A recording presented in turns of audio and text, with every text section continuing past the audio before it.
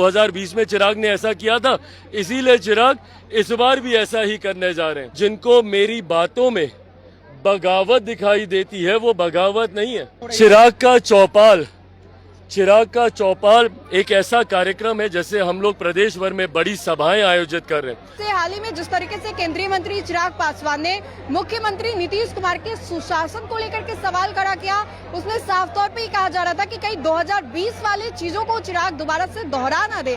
अब ऐसे में चिराग पासवान ने साफ तौर पे बताया है कि किसी को कुछ भी सोचने की जरूरत नहीं है, जो होगा साथ में होगा। मैं इस बार अटूट तरीके से एनडीए के साथ हूँ, 2020 वाला कोई भी स्ट्रेटेजी जो है वो नहीं दोहराने जा रहा हूँ। चिराग पासवान क्या कुछ कह रहे हैं, आइए हम आपको सीधा वो सुनवाएं। कहा जा रहा है कि बीजेपी नाराज है क्या आपसे? बीजेपी को नागवार गुजरा है। देखिए, ये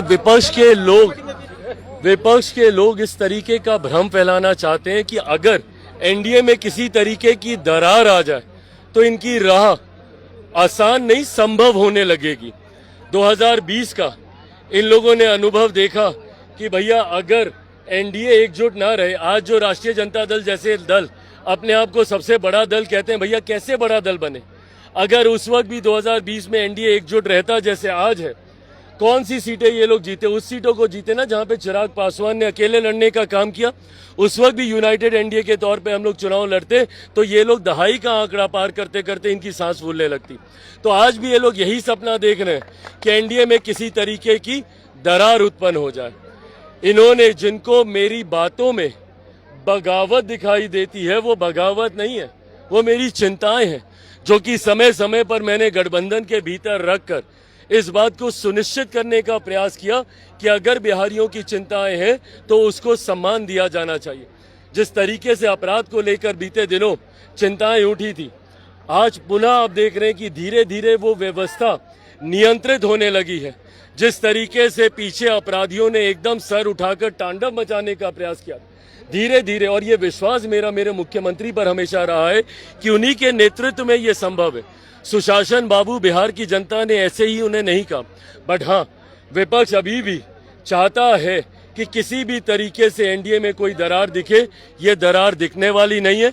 एनडीए एकजुट होकर 225 सीटें जीतने के लक्ष्य के साथ अग्रसर हो रहा है और परिणामों के बाद आप देखिएगा कि एनडीए एक ऐतिहासिक जीत के साथ सरकार बना रहा है। चिराग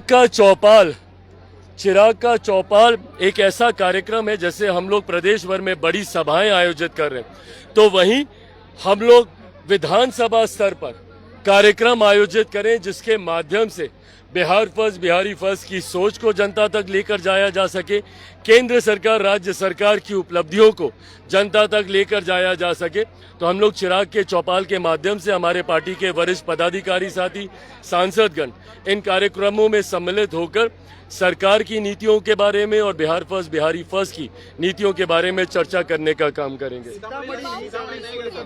भाई, सीतामढ़ी जाने को लेकर जो ये विवाद उठाया जा रहा है, मैं सीतामढ़ी पहुंचा, पर वहां पर जिस तरीके से मौसम की वजह से कार्यक्रम को थोड़ा प्रीपोन किया गया और मेरा पटना में उससे पूर्व निर्धारित कार्यक्रम था, आप सबसे बातचीत कर ही मैं यहां से निकला था, पर क्योंकि बरसात थी, बरसात की वजह से रास्ते में जाम बहुत ज्यादा था और जब तक हम वहां पर पहुंचे तब तक कार्यक्रम समाप्त हो चुका था।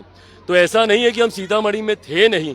अगर विपक्ष इसको मुद्दा बनाना चाहे कि चिराग नाराज और इसलिए सीतामढ़ी गए, कतई नहीं, हम सीतामढ़ी में मौजूद थे।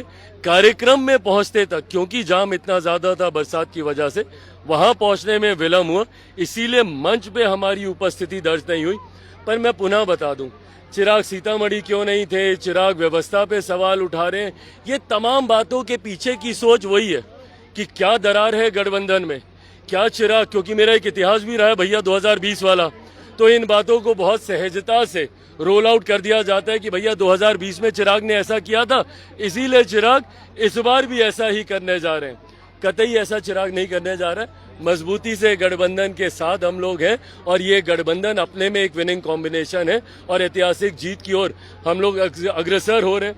विधायक जी यहाँ पर मौजूद हैं, इनसे पूछ लीजिए भैया हाजीपुर में किस मजबूती के साथ पुनः हम लोग जीत करा रहे हैं। तो फिलहाल के लिए इस खबर में इतना ही, बहुत बहुत शुक्रिया।